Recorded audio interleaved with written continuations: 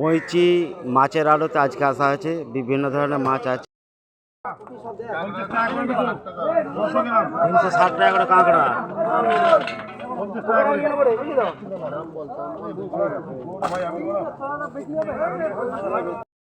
কাউকে 70 টাকা দিবি? 50 টাকা থাকো বলে 50 টাকা, কাউকে 50 টাকা, 55 টাকা, 55 টাকা, 60 টাকা, 60 টাকা, 60 টাকা, 60 টাকা, 60 টাকা, 60 টাকা, 60 টাকা, 60 টাকা। 400 টাকা। এ রাহুল 600 গ্রাম 400 টাকা দীপঙ্কর। চিংড়ি কত করে? কত করে চিংড়ি? হ্যাঁ 290 টাকা করে চিংড়ি মাছ।